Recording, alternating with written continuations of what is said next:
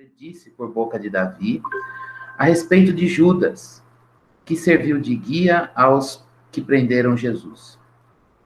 Ele foi contado como um dos nossos e teve participação neste ministério. Com a recompensa que recebeu pelo seu pecado, Judas comprou um campo. Ali caiu de cabeça, seu corpo partiu-se ao meio e as suas vísceras se derramaram. Todos em Jerusalém ficaram sabendo disso, de modo que na língua deles, esse campo passou a chamar-se Aceldama, isto é, campo de sangue. Por que prosseguiu Pedro? Está escrito no livro de Salmos: fique deserto o seu lugar e não haja quem nele habite, e ainda que outro ocupe o seu lugar. Portanto, é necessário que escolhamos um dos homens que estiveram conosco durante todo o tempo em que o Senhor Jesus viveu entre nós, desde o batismo de João até o dia em que Jesus foi elevado dentre nós às alturas. É preciso que um deles seja conosco testemunha da sua ressurreição. Então indicaram 2 nomes: José, chamado Barsabás, também conhecido como Justo, e Matias. Depois oraram: Senhor, tu conheces o coração de todos. Mostra-nos qual destes 2 tens escolhido para assumir este ministério apostólico que Judas abandonou, indo para o lugar que lhe era devido. Então tiraram sortes, e a sorte caiu sobre Matias. Assim ele foi acrescentado aos 11 apóstolos. Bem, nessa manhã, eu queria compartilhar com vocês, debaixo desse texto, algumas lições. Na verdade, são 2 debaixo do tema de que a gente precisa estar revitalizado para continuar. Revitalizados para continuar. E aí a gente tem nesse texto algumas implicações a testemunhas de Jesus Cristo, da qual todos nós somos testemunhas de Jesus. Há algumas implicações para as testemunhas de Jesus Cristo para que elas possam continuar. Não basta continuar, a gente precisa estar revitalizado. E qual é o caminho para essa revitalização, a fim de que a gente cresça na nossa vida de testemunho do Evangelho de Cristo Jesus? Eu vou colocar 2 lições bem objetivas para o nosso coração. Eu queria que você pudesse guardá-las na sua mente e também no seu coração. São muito simples. E a primeira delas é que para a gente ser revitalizado, a fim de que a gente continue, a gente necessariamente precisa dedicar-se à oração. Lá no versículo 14 do capítulo 1, nos diz que eles subiram para o aposento um pouquinho antes, e depois todos eles, o texto fez a lista dos que estavam ali reunidos, e todos eles se reuniam sempre, sempre em oração com as mulheres, inclusive Maria. Esses detalhes das mulheres, inclusive Maria, é para mostrar a totalidade das pessoas reunidas, a igreja reunida em oração. Essa dedicação à oração, ela é fundamental. O Lloyd Jones, ele diz uma coisa que vale a pena a gente lembrar. A oração é sempre resultado de uma compreensão profunda da verdade divina. O que ele está dizendo aqui? Ele está dizendo que compreender Deus na palavra necessariamente vai nos levar a uma vida de oração. O Lloyd Jones não está separando conhecimento de Deus pela palavra e vida de oração do outro. Ele está dizendo que a oração é o resultado de uma compreensão profunda da palavra. Quanto mais a gente conhece Deus pela revelação que ele fez de nós nas Escrituras, mais esse conhecimento nos coloca de joelhos diante dele. E aí a gente aprende essa vida de oração com quem? A gente aprende isso com o nosso mestre Jesus. O mesmo autor do livro de Atos, que é Lucas, no seu primeiro volume, que é o Evangelho, lá no capítulo 22, dos versículos 41 até o 44, ele diz que depois da ceia, os discípulos, Jesus foi para um lugar para orar, chamou os discípulos, eles dormiram, não conseguiram orar, ficar ali orando com Jesus Cristo. Jesus Cristo disse para eles: orem e vigiem para que vocês não caem em tentação. Mas eles começaram a dedicar-se à oração. Jesus Cristo dedicou-se à oração, os discípulos não. E é interessante que diz o texto que Jesus Cristo orou: Senhor, não seja feita a minha vontade, mas a tua. Jesus disse, seja feita a vontade de Deus no contexto da oração, sujeitando-se, como fez ao longo de todo o seu ministério público, à vontade de Deus, a missão que Deus tinha dado a ele, naquele momento, num ambiente, num contexto de oração. É interessante que ele começou a orar, aí diz o texto, que naquele contexto de oração, o anjo veio e o fortalecia. Olha que coisa maravilhosa. Ele provou fortalecimento para fazer a vontade de Deus no contexto da oração. O anjo veio e ele era fortalecido. E diz o texto ainda que ele agonizou mais, ele teve mais agonia. E aí ele poderia pensar, então parou de orar, porque não tinha nem forças para isso. Diz o texto que não, orou mais intensamente. Então, para fazer a vontade de Deus, ele dedicou-se à oração. A agonia veio, ele orou intensamente. E enquanto orava, ele provava de fortalecimento. Bom, se essa foi a experiência padrão do nosso mestre, eu acredito que eu e você não podemos não ter nada menos do que isso. Com certeza, para a gente fazer a vontade de Deus, a gente precisa dedicar-se à oração. Como o nosso mestre se dedicou à vida com Deus, a provar e desfrutar a companhia de Deus por meio da oração. Por isso, meus irmãos, nesta manhã, Deus quer nos chamar para a gente crescer na oração. Aí você vai dizer, mas a gente já ora. Mas não é orar necessariamente o exercício da oração, de forma...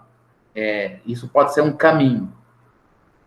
Mas a gente provar a oração como a vida dobrada, a alma rasgada diante de Deus.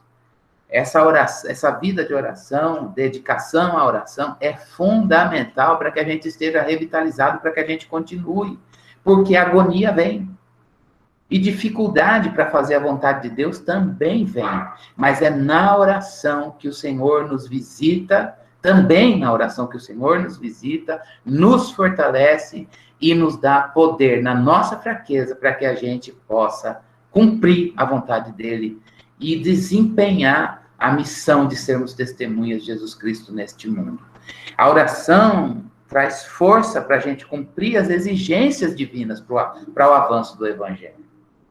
Portanto, fica esse primeiro recado, chamado de Deus para nós, para que a gente esteja revitalizado, para que a gente continue, que a gente cresça na oração cada vez mais. Mas há uma segunda implicação para aquele que quer ser revitalizado, a fim de que ele continue. A ideia é que essa segunda lição é que pessoas e líderes cristãos não são formados do dia para a noite. Em outras palavras, a maturidade leva tempo. Pessoas e líderes cristãos não são formados do dia para a noite. É preciso tempo para a maturidade. E aí eu quero falar de 3 figuras. 2 que deram certo na maturidade, nesse desafio, e uma que sucumbiu a si mesma. A primeira delas é Pedro. E aí eu sempre vou ficar agora com Lucas 22 e Atos 1 em paralelo, né? Já li aquela parte da oração de Jesus, mas alguns versículos anteriores, lá no capítulo 22 de Lucas, eles estavam no contexto da ceia ainda, naquela cena. E aí Jesus Cristo diz... Bom, Satanás, Pedro, né? Pedro, Satanás me pediu para peneirar todos vocês. Peneirar é passar a peneira para todo mundo cair. Mas eu roguei por você, para que a sua fé, eu roguei por você para que a sua fé não desfaleça. E ainda Jesus acrescenta, quando você se converter, gente, olha só... Jesus falando de Pedro, um dos escolhidos que estavam lá com ele, e ele está dizendo, quando você se converter, você vai fortalecer os seus irmãos. Aí Pedro responde, Senhor, eu estou pronto para ir com você até a morte. Ele não conseguiu honrar aquilo que ele acabou de dizer, ele não tinha poder para cumprir aquilo que havia prometido.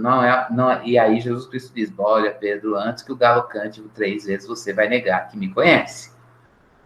Agora, em Atos 1, a gente vê, passou a morte, a ressurreição e a ascensão de Jesus. Entre a ressurreição e a ascensão de Jesus Cristo, ele aparece para Pedro novamente, pergunta para Pedro se Pedro o amava, aquela cena, né, de 3 vezes, perguntando e desafiando Pedro no pastoreio das ovelhas. E agora a gente vê que estavam ali reunidos 120 pessoas, isso é um número importante, porque já há um povo configurado, é um número mínimo para a configuração de um povo, com regras próprias. E aí a gente vê que foi necessário este tempo para que o entendimento da vontade do Senhor fosse trabalhado na vida de Pedro. Ele precisava entender plenamente, a gente vê bem no Evangelho de Marcos, na virada, lá no capítulo 8, quando Pedro faz a confissão, tu és o Cristo, e aí Jesus Cristo diz que o Filho do Homem vai para Jerusalém para ser morto, e aí ele desafia Jesus Cristo a ter pena de si mesmo, e Jesus Cristo falava: arreda-te de mim, Satanás. Por quê? Porque ele não tinha entendimento. No mesmo Evangelho de Marcos, ele cura aquele cego em 2 etapas, e aí o cego, na primeira etapa, ele diz: eu estou vendo homens andando como árvores, porque a visão dele ainda não era plena. Era assim que esses discípulos estavam. Vendo, mas não vê plenamente. Não são completamente cegos. Jesus ainda na ceia teve que lavar os pés deles. Ele disse: olha, preciso lavar os seus pés. Aí Pedro falou: não, o senhor não vai lavar meu pé. Preciso lavar, senão você não tem parte comigo. Ah, então lava tudo. Não, vocês já estão limpos. Mas precisa lavar o pé. Eles viam, mas não viam plenamente. Foi necessário tempo para a maturidade. A maturidade veio com o entendimento da vontade do Senhor. Entender a vontade do Senhor significa o quê? Que todo discípulo tem potencial para atrair Jesus, como é o caso de Judas, e vai fazer isso se não permanecer firme na oração. Portanto, é necessário entendimento, maturidade, para a gente entender e aceitar que o chamado de Jesus, ele tem um custo. Qual é o custo? A eliminação do nosso coração de lealdades anteriores. Nosso coração, como diz Calvino, é uma fábrica de ídolos, e aí a gente precisa da graça de Deus. Por isso que o primeiro ponto está atrelado a esse, a gente chega à maturidade na vida cristã também pela oração, que é resultado da compreensão da palavra. Lembremos do texto do Lloyd Jones, a oração é o resultado de uma compreensão profunda da palavra de Deus. E a palavra que nos coloca diante de Deus, que nos faz ter entendimento do custo do que é seguir Jesus, que é essa eliminação das lealdades anteriores no nosso coração, a fim de que a gente carregue a cruz, abrindo mão daquilo que se tem, para que a vontade de Deus seja cumprida no poder de Espírito. Por isso, meus irmãos, a gente precisa entender o tempo de Deus trabalhar na nossa vida, a fim de que o Filho dele seja formado em cada um de nós. E como bem orou o irmão na oração inicial desta reunião, que todos nós somos massa de barro nas mãos de um oleiro santo que permanece trabalhando, entregue a sua obra sobre as rodas para moldar pessoas e vidas. Por isso a nós nos cabe discernir o tempo. Ao tempo em que Deus nos manda crescer para baixo, criar raízes. Há momentos em que Deus pode nos conferir dons e lugar no corpo de Cristo, mas há necessidade do tempo do preparo. Há um momento de ter a confirmação, mas não de exercer. Há um momento de exercer de forma mais intensa. Então, eu me lembro muito bem disso, quando eu me formei no seminário, isso em 1998, o desejo do meu coração era ganhar o mundo para Jesus e assumir uma igreja. E Deus disse: agora que você está pronto, você não vai servir, você vai ficar 2 anos quietinho. Foram necessários esses anos todos, esses 2 anos e depois mais 15 anos ao lado, para hoje eu poder, por causa da vontade dele, ele me dá uma igreja para que eu pudesse conduzi-la para a glória dele, debaixo da direção dele. Discernir o tempo, e aí eu me lembro que um professor na formatura disse para nós: Deus não tem pressa. Deus não tem pressa. Então é necessário a gente entender que maturidade e líderes e pessoas não são formadas do dia para a noite. E aí a oração vai nos fazer discernir o tempo do Senhor na nossa vida. Mas a gente também tem uma experiência triste nesse texto, que é a substituição de Judas, porque Judas foi o discípulo que não chegou a esse entendimento. Judas é aquele que esteve presente na comitiva dos discípulos de Jesus, mas nunca foi. É aquele, por que não foi testemunha? Porque ele não confiou no mestre, e ele quis expiar os seus próprios pecados, carregado pela culpa.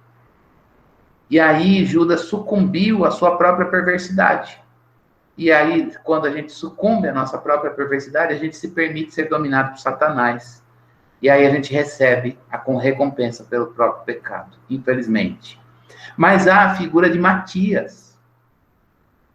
A gente leu aqui que os critérios para substituição de Judas, eles eram, olha, essa pessoa que vai ocupar o lugar de Judas, ele precisa estar conosco desde o tempo que o Senhor Jesus viveu entre nós, olha só, gente, desde o batismo de João até o dia em que ele foi elevado às alturas.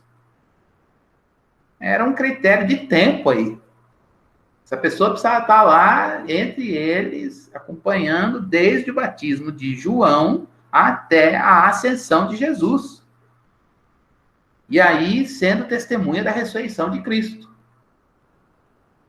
Eles escolheram, duas pessoas apareceram, o José e o Matias. E aí eles oraram. Mostra-nos qual deles tens escolhido. E o escolhido foi Matias.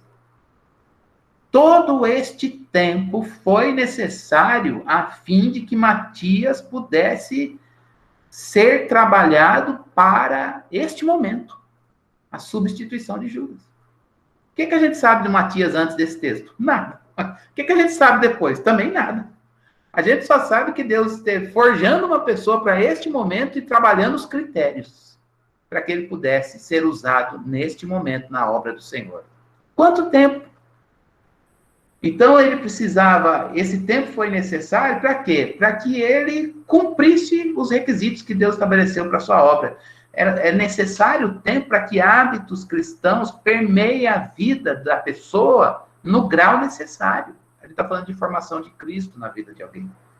Maturidade, irmãos, não significa que a pessoa tenha capacidade para fazer. Maturidade significa que antes da capacidade para fazer, a pessoa ela se permite ser formada pelo Espírito Santo com a palavra nas virtudes de Jesus, em vários aspectos da sua vida. E é por isso que não basta ter e fazer, é necessário ser. É necessário ser, e essa é a maior obra de Deus na vida daquele que ele chama e vocaciona para fazer a sua obra, e esse é um chamado para toda a igreja de Cristo Jesus. Portanto, nesta manhã, que a gente saiba que Deus tem o maior prazer em trabalhar na nossa vida e formar a vida do Filho dele em cada um de nós. E aí que a gente siga o recado da palavra, né? Alguns imperativos para nós. Ore sem cessar. Outra coisa que a gente precisa lembrar, tenhamos paciência, Deus está trabalhando em nós. Vamos pedir que o Espírito Santo nos dê fortalecimento, para que a gente abandone lealdades anteriores que nos tiram de Jesus. E que a gente não sucumba à nossa própria perversidade, mas a gente chore os nossos pecados diante de Deus. E assim a gente se permita ser trabalhado pelo Senhor, e nesse trabalho, com a oração e a palavra no poder do Espírito, a gente seja revitalizado para que a gente continue.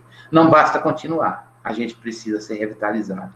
E aí a gente precisa desse fortalecimento por meio da oração, que é fruto de compreensão da palavra. A gente precisa entender que Deus trabalha todo o tempo para formar o Filho dele na nossa vida. E assim a gente seja trabalhado pelo Senhor. Podemos orar nessa manhã, pedindo essa revitalização para que a gente continue. Amém? Obrigado, Senhor, pela tua palavra. Obrigado, Senhor Deus, pela alegria que temos de ler a palavra e também sermos lidos por ela. Obrigado porque a tua palavra é um espelho. Obrigado porque a tua palavra mostra quem somos à luz de quem o Senhor é. Precisamos dessa experiência. É uma experiência de humilhação e de esperança. É uma experiência de avivamento. É uma experiência de transformação. É uma experiência de arrependimento. Obrigado, Senhor Deus, porque a tua palavra é doce, firme, profunda e simples. Dá-nos graça, Senhor Deus, nesta manhã, para que provemos essa revitalização. Para que provemos essa revitalização, Senhor Deus, no meio do sofrimento, da prova, da missão. Nós queremos continuar, Senhor. Precisamos continuar.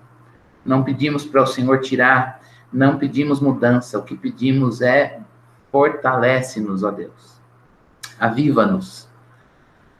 Ó Deus, pedimos que o Senhor nos leve ao crescimento na oração e ao crescimento na maturidade, no entendimento da tua vontade. Por favor, trabalhe em nós. Trabalhe em nós. Oramos e agradecemos em nome de Jesus. Amém. Amém.